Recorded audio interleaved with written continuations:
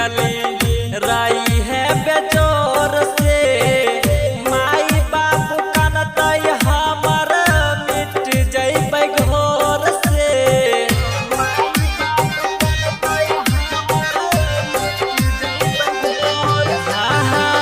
मरला के बाद के पगली रोई है बेजोर से माई बाप कानतई हमर मिट जइबै घोर से।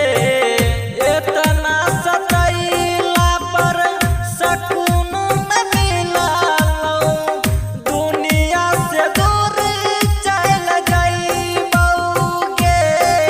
सुन पगली गे तोरा दुआरा पर फसारी लगैबौ।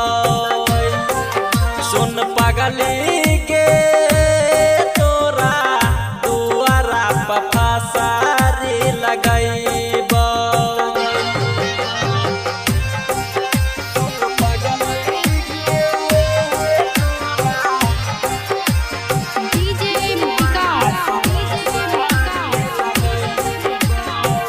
तोरे जैसन लड़की के चलते प्यार छै बदनाम गे।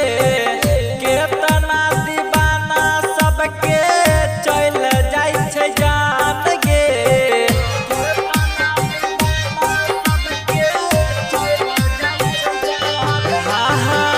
तोरे जैसन लड़की के चलते प्यार छै बदनाम